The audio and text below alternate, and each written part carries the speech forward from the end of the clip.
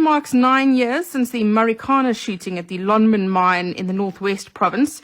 In 2012, 34 striking miners gunned down by police amid a protracted strike over pay. 10 others, including security guards and police officers, were also killed in the lead-up to the events of the 16th of August. So what has changed since then? Both the unions, NUM and AMCU, say that mining communities are no better off. They're still condemned to poverty, while workers' conditions haven't improved much. And to date, not a single person has been prosecuted for the deaths of the mine workers killed during the massacre. I see Amnesty International has been tweeting, saying it is unacceptable that almost a decade since the Marikana Massacre, victims and their families are still seeking justice. We cannot allow these senseless killings to be forgotten. Government must ensure those responsible are prosecuted and their families finally get justice. A special report from Eyewitness News looking at how the Marikana Massacre influenced labor relations in the country, giving power to minority trade unions. AMCU is hosting the annual commemoration today. It's part physical, part virtual, with a live crossing to the site of the Marikana Massacre. The keynote address being made by the AMCU president, Joseph Matunjwa, there.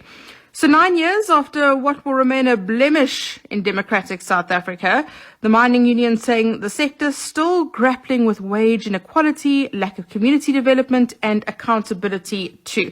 So let's talk now to EWN reporter Thando Kubheka, who's spoken to the two big unions in the sector about what has been achieved in the last 9 years. Thando, good afternoon to you. Thank you very much for your time. Has anything changed for the miners in the last 9 years since Marikana happened?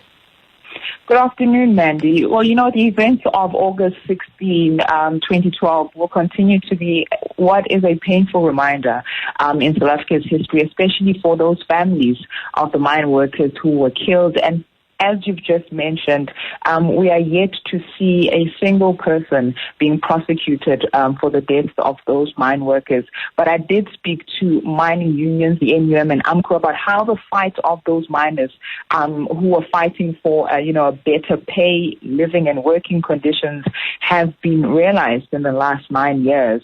And I got completely, two different views from both unions.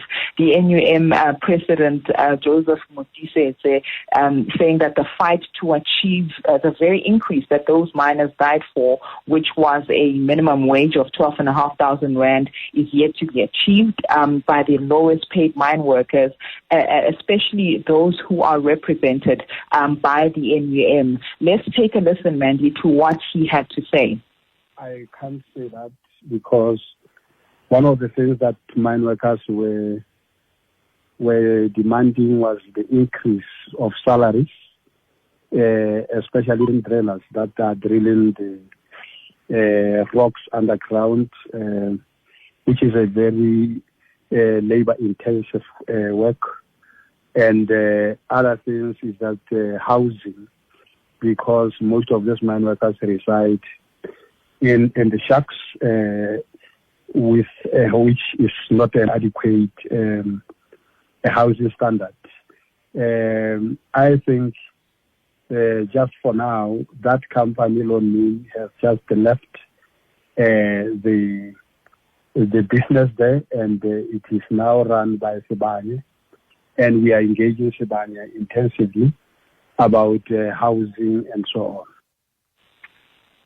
Now, Mandy, the most powerful union post the Marikana Massacre, we all know, was AMCU, and its president, Joseph Matunjwa, he had a, totally different account to what we heard to the NUM president. He says those mine workers, did not die in vain. He says today the lowest paid workers represented by AMCU received 12,500 rand and even more. He says the union is still continuing to fight for workers' rights, and that includes ensuring that they have better working conditions and that they are not exploited by mining bosses. Let's have a listen at what Joseph Matunjwa had to say. We have moved on, and we haven't dropped the ball. Remember, the demand was 12,500, and then we can safely say without fear of any contradiction that we have passed that mark of 12,500. That's a first item that one can say. And the second one will be our commitment to build the houses for those mine workers who were massacred by the state. Yes, we have built over 34 houses, of which I think it's only few that are left. And also, AMCU is holding that commemoration event in Marikana this afternoon. Tell us about that.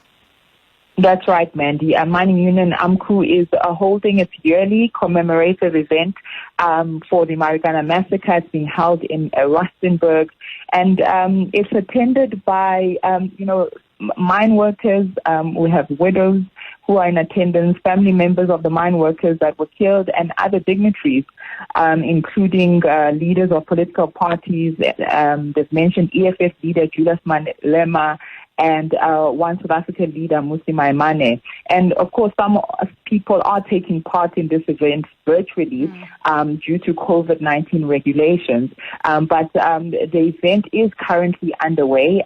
It started a bit late, but it was opened by AMCU's Jimmy Gama, who has welcomed all those who are following the proceedings, Mandy. And he says AMCU will continue commemorating the deaths of the mine workers that lost their lives by demanding justice. He says their blood, still cry from the ground because no one has been held to account 9 years after their deaths. Thando, thank you so much for that. Thando Kubheka, Eyewitness.